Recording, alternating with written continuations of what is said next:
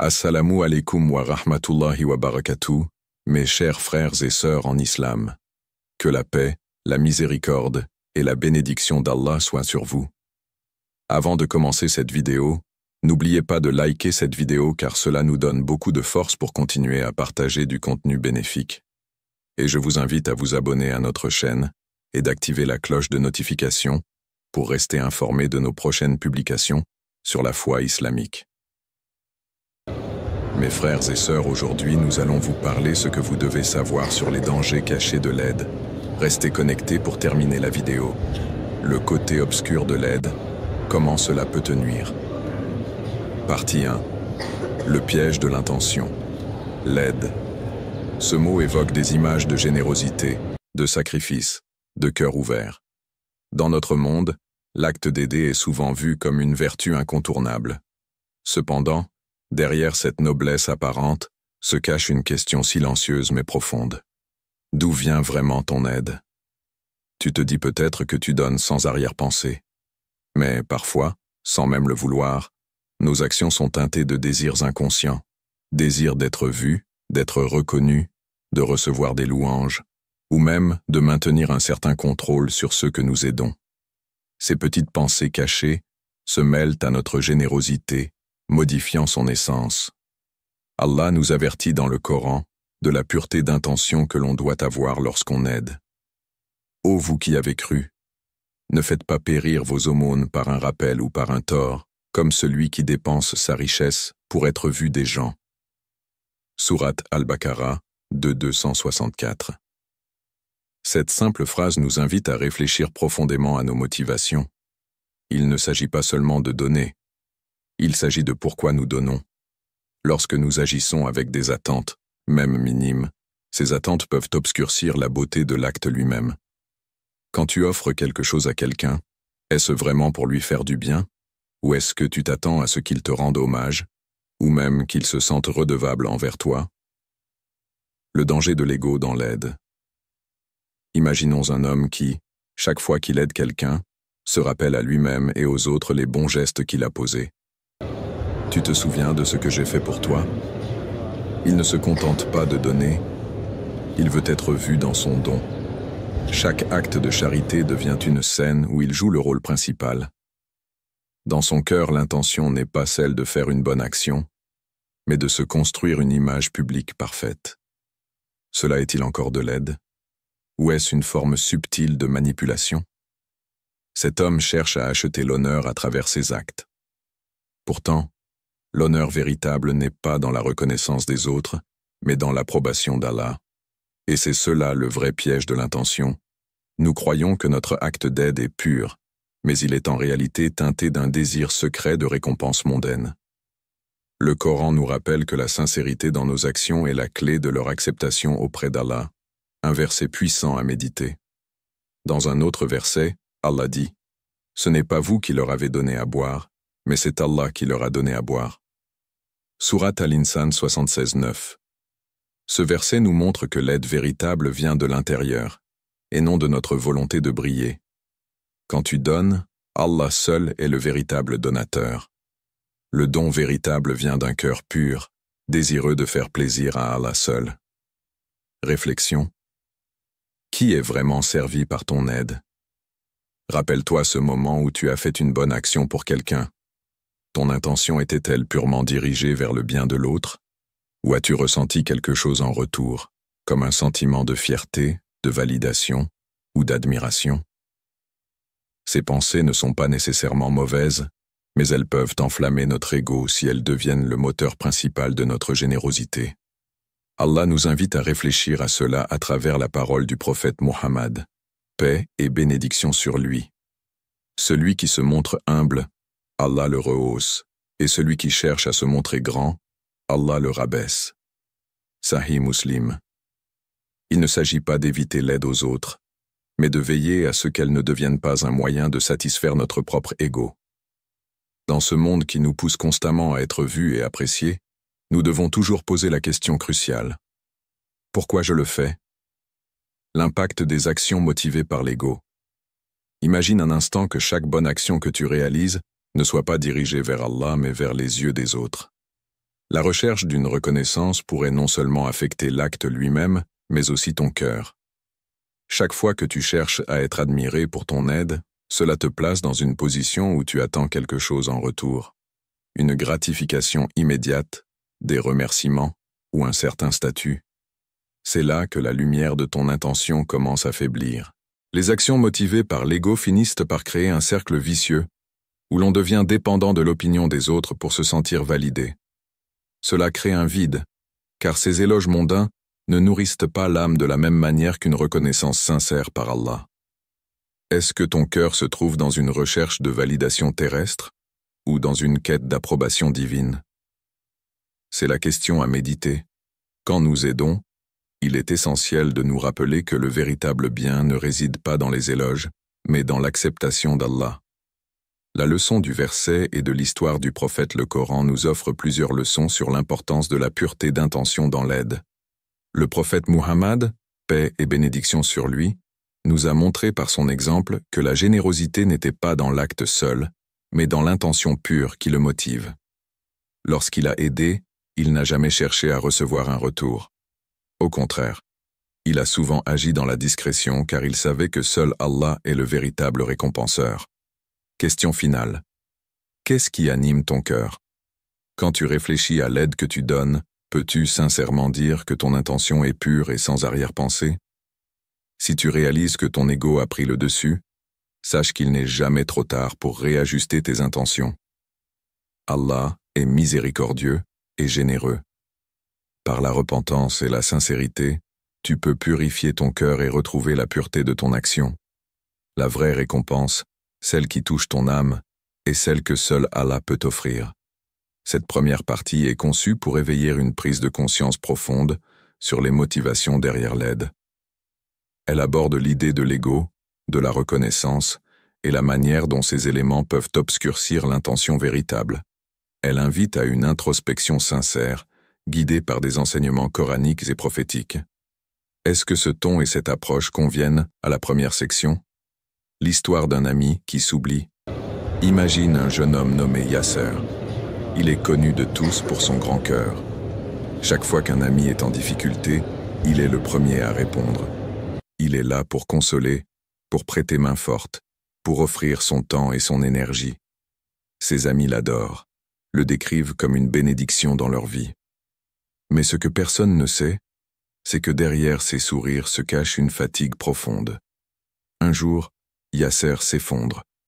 Physiquement et émotionnellement vidé, il se rend compte qu'il a passé des années à porter les fardeaux des autres sans jamais se soucier des siens. Il a repoussé ses propres besoins, ignoré ses rêves et sacrifié son bien-être. Il croyait que c'était cela, être un bon ami, un bon croyant. Mais était-ce vraiment ce qu'Allah voulait pour lui? Le prophète Muhammad, paix et bénédiction soient sur lui, nous enseigne une sagesse précieuse. Celui qui est modéré et équilibré ne se fatiguera jamais. Rapporté par Al-Bukhari. Quand l'aide devient un poids, Yasser pensait qu'il faisait ce qu'il fallait. Après tout, aider est une qualité louable en islam. Mais il avait oublié une vérité essentielle, l'équilibre. L'islam nous enseigne que pour pouvoir aider les autres de manière durable et efficace, nous devons d'abord nous aider nous-mêmes.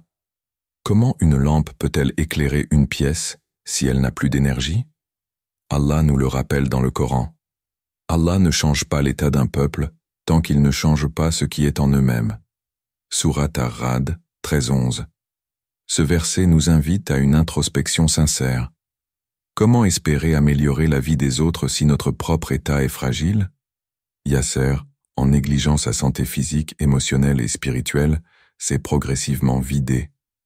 Il ne s'en rendait pas compte, mais son aide devenait de moins en moins efficace car il agissait depuis un état de déséquilibre. L'équilibre, un commandement divin Allah, dans sa sagesse infinie, nous commande d'être modérés en toutes choses. Cela inclut l'aide que nous offrons aux autres.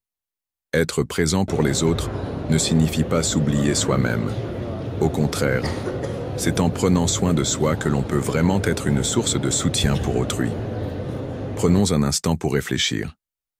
Combien de fois as-tu ressenti un épuisement après avoir trop donné? Cette fatigue n'est pas une punition, mais un rappel d'Allah pour te recentrer.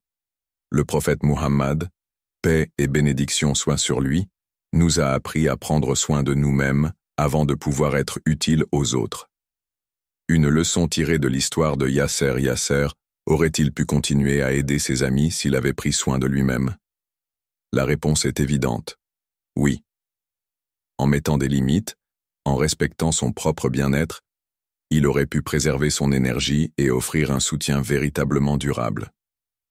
Mais il lui manquait cette conscience, ce rappel que l'islam ne demande pas de sacrifier sa propre existence pour celle des autres. Le prophète Muhammad, paix et bénédiction soient sur lui, a également dit « Ton corps a un droit sur toi, ta famille a un droit sur toi, et ton Seigneur a un droit sur toi. Donne à chacun son droit. » Rapporté par Al-Bukhari. Ce hadith éclaire une vérité puissante. L'équilibre est une forme d'adoration. Prendre soin de soi, de son corps, de son esprit et de son âme est une responsabilité qu'Allah nous a confiée. Une question pour toi, Yasser, te rappelle-t-il quelqu'un? Peut-être toi-même? T'es-tu déjà retrouvé dans une situation où tu donnes tellement que tu oublies de te donner à toi-même? Si oui, pose-toi cette question. Comment puis-je continuer à être une source de lumière pour les autres si je ne prends pas le temps de raviver ma propre flamme? L'histoire de Yasser n'est pas là pour te décourager d'aider, mais pour t'inviter à réfléchir. Allah ne te demande pas de t'épuiser pour aider les autres. Il te demande d'agir avec sagesse, avec équilibre et avec une intention pure. Alors, la prochaine fois que tu tends la main à quelqu'un, assure-toi d'avoir d'abord renforcé ta propre force. C'est ainsi que tu pourras non seulement aider efficacement, mais aussi honorer la sagesse divine. L'aide toxique, un bienfait mal orienté. Aider est une vertu, mais même les vertus peuvent devenir des pièges si elles ne sont pas guidées par la sagesse. As-tu déjà réfléchi à la manière dont ton aide peut parfois nuire, même avec les meilleures intentions? Prenons un exemple courant. Une mère qui, par amour pour son enfant, règle constamment tous ses problèmes. Elle pense l'aider, mais en réalité, elle le prive de la possibilité de développer sa résilience, sa patience et son autonomie. L'aide sans sagesse, une illusion de bienveillance. Allah et son messager, paix et bénédiction soient sur lui, nous ont enseigné l'importance d'aider avec discernement. Le prophète Muhammad, paix soit sur lui, a dit « Aidez votre frère, qu'il soit oppresseur ou opprimé. » Les compagnons dirent « Ô messager d'Allah, nous comprenons l'opprimé, mais comment pouvons-nous aider l'oppresseur ?» Il répondit « En l'empêchant de commettre des injustices. » Rapporté par Al-Bukhari et Muslim. Ce hadith révèle une vérité profonde. Aider ne signifie pas toujours dire oui, ni accepter passivement les demandes de l'autre. Parfois, l'aide véritable consiste à fixer des limites ou à guider une personne sur un chemin plus juste. Par exemple, en aidant constamment quelqu'un à éviter les conséquences de ses actions, tu pourrais involontairement encourager son irresponsabilité. Si cette aide n'est pas orientée par la sagesse, elle peut nourrir une dépendance ou même renforcer l'ego de la personne aidée. C'est une leçon difficile à apprendre, mais essentielle pour pratiquer une aide véritablement bénéfique. Une histoire révélatrice. La mère et son fils. Prenons l'exemple d'une mère dévouée à son fils, Khalid. Depuis son enfance, elle l'a protégé de chaque échec, résolu ses problèmes et combattu ses batailles. À mesure que Khalid grandissait, il devenait dépendant d'elle pour chaque décision et chaque difficulté. Quand il atteint l'âge adulte, il est incapable de faire face à des situations complexes car il n'a jamais appris à gérer ses épreuves. Un jour, confronté à une crise financière, la mère ne peut plus l'aider. Khalid est perdu, frustré et, au lieu de chercher des solutions, il reproche à sa mère de ne pas être là pour lui comme avant. Ce cercle vicieux aurait pu être évité si, dès son jeune âge, Khalid avait été confronté à ses responsabilités avec le soutien équilibré de sa mère. Allah nous rappelle dans le Coran « Et que l'homme ne peut obtenir que le fruit de ses efforts » Surat An-Najm 53, 39. Ce verset souligne que chacun doit apprendre à œuvrer pour son propre bien car c'est ainsi que nous grandissons spirituellement et émotionnellement. Aider pour rapprocher d'Allah. L'objectif ultime de toute aide, en islam, devrait être de rapprocher la personne d'Allah, pas de la rendre plus faible spirituellement ou dépendante des autres. Alors, comment savoir si ton aide est bénéfique ou toxique? Pose-toi cette question. Mon aide pousse-t-elle cette personne à devenir plus autonome et à se tourner vers Allah, ou bien la rend-elle plus dépendante de moi? Un exemple concret. Si un ami vient te demander de l'argent, la première impulsion peut être de lui prêter ou de lui donner. Mais une aide plus sage pourrait être de l'accompagner pour trouver un emploi ou une solution durable. De cette manière, tu ne nourris pas une dépendance, mais tu l'encourages à prendre ses responsabilités tout en le soutenant moralement. La balance de l'intention et du discernement. L'aide véritable ne consiste pas seulement à soulager une personne de ses épreuves immédiates, mais à la guider pour qu'elle puisse surmonter ses épreuves par elle-même. C'est un acte d'amour mais aussi de responsabilité. Le prophète Mohammed, paix soit sur lui, nous a enseigné à équilibrer nos intentions avec la sagesse. Aider quelqu'un sans discernement, sans réfléchir à l'impact de notre aide, peut non seulement causer du tort à cette personne mais aussi à nous-mêmes. Allah dit dans le Coran, « Ô vous qui avez cru, préservez vos âmes et vos familles d'un feu. » Sourate At-Tahrim 66:6. Cela implique que notre responsabilité envers les autres est de les aider à se sauver spirituellement, pas seulement matériellement ou émotionnellement. Une réflexion pour toi. La prochaine fois que tu aides quelqu'un, prends un moment pour te poser cette question. Mon aide encourage-t-elle cette personne à grandir ou bien à rester dans sa zone de confort? Si ton aide ne rapproche pas cette personne d'Allah ou ne l'incite pas à se renforcer face à ses épreuves, alors il est peut-être temps de réévaluer tes intentions et ta méthode. Aider n'est pas seulement un acte physique, c'est un acte spirituel, une manière de guider les autres vers le chemin du bien et de la responsabilité. En aidant avec sagesse, tu peux non seulement changer la vie de quelqu'un, mais aussi te rapprocher d'Allah, car tu as agi avec justice, réflexion et intention pure. Le moment où dire non est une forme d'aide. Dans notre quête d'être utile aux autres, nous pensons souvent qu'il faut dire « oui » à chaque demande, à chaque appel à l'aide. Pourtant, la sagesse divine nous enseigne qu'il existe des moments où dire « non » est la meilleure forme d'assistance. L'histoire de Moussa, Moïse et Khidr, un exemple d'aide divine. La sourate Al-Kahf relate une des rencontres les plus fascinantes du Coran, celle de Moussa, Moïse, paix soit sur lui, et du prophète Khidr. Moussa, connu pour sa grande sagesse et son rôle de guide pour les enfants d'Israël, s'engage dans un voyage avec Khidr pour apprendre une nouvelle forme de compréhension divine. Mais au fil du chemin, Moussa est troublé par les actions de Khidr, qu'il perçoit comme des injustices ou des décisions incompréhensibles. Pourtant, chaque acte de Khidr, qu'il s'agisse de réparer un mur sans demander de paiement ou de saboter un bateau, cache une sagesse divine. Allah dit dans le Coran, « Quant au mur, il appartenait à 2 orphelins de la ville, et il y avait sous lui un trésor qui leur appartenait. Leur père était un homme pieux. Ton Seigneur a voulu qu'ils atteignent leur maturité et qu'ils extraient leur trésor, par une miséricorde de ton Seigneur. » Sourate Al-Kahf 18, 82. Ici, Khidr refuse de laisser le mur s'effondrer, malgré l'apparente indifférence des habitants de la ville. Pourquoi? Parce que sous ce mur se trouvait un trésor destiné à 2 orphelins. En reconstruisant le mur, Khidr protège leur avenir, bien que cela puisse sembler une perte de temps ou un effort injustifié. Dire non pour un plus grand bien. Cette histoire offre une leçon puissante. Parfois, refuser d'intervenir immédiatement ou de répondre à une demande directe est la véritable forme d'aide. Cela peut sembler paradoxal, mais il arrive que dire « oui » à une requête immédiate prive une personne ou une situation d'un bien plus grand à long terme. Prenons un exemple contemporain. Imagine un ami qui te demande de l'argent pour résoudre un problème financier récurrent.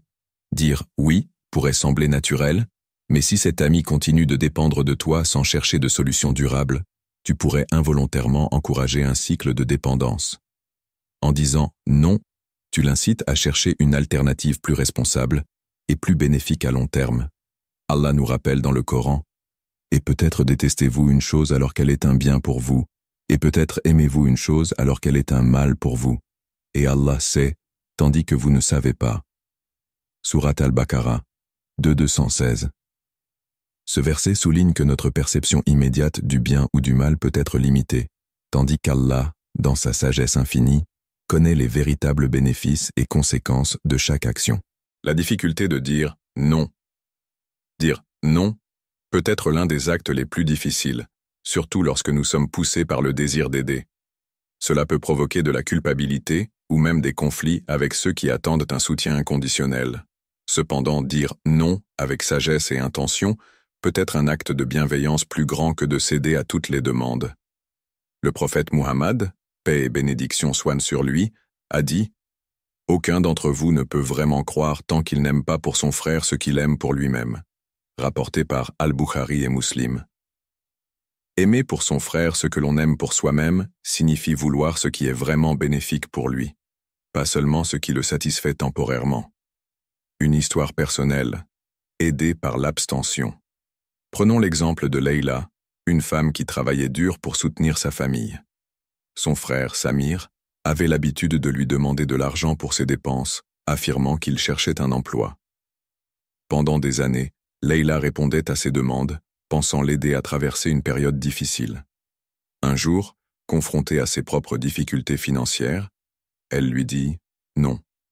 Samir, frustré au début, fut contraint de chercher un emploi et finit par découvrir une carrière qui transforma sa vie.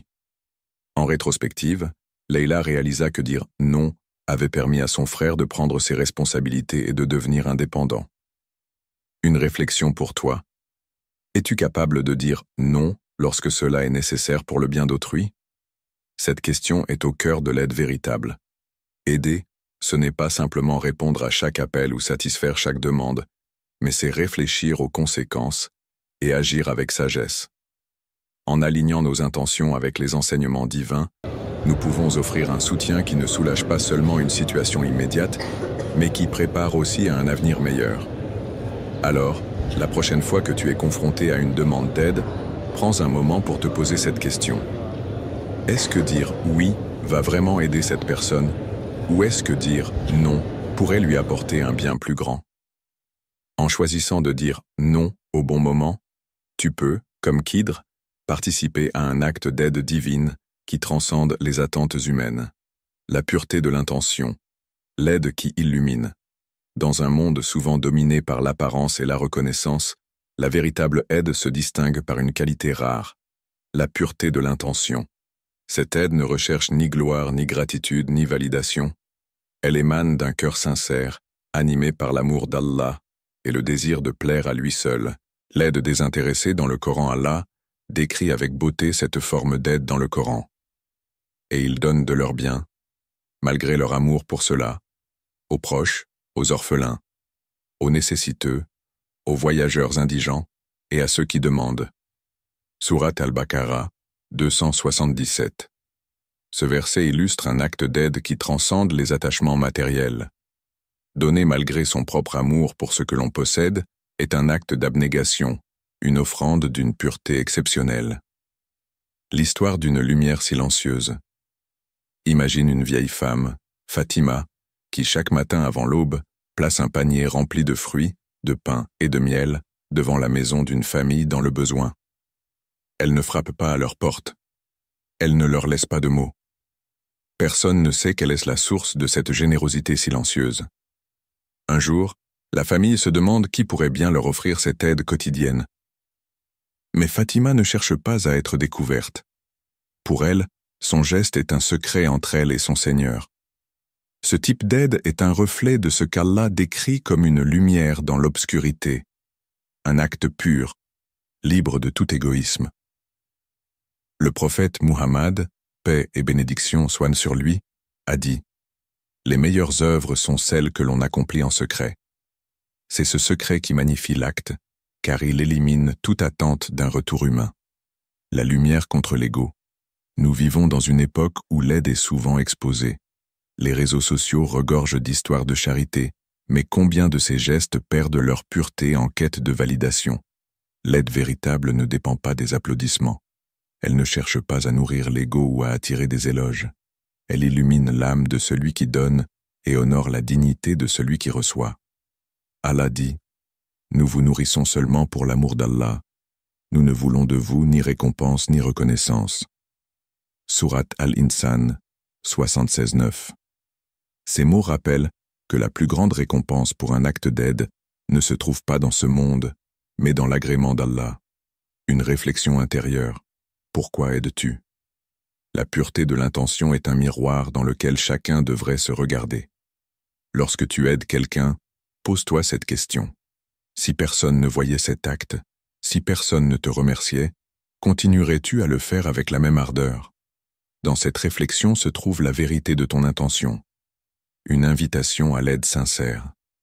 Voici une invitation. Aide dans l'ombre. Fais un acte de bien sans que personne ne le sache. Offre une prière pour quelqu'un sans qu'il ne le devine. Pose une action qui ne profite qu'à toi et à Allah. Car c'est là que réside la vraie lumière. Dans une aide dénuée de toute attente humaine, guidée par l'amour pur d'Allah.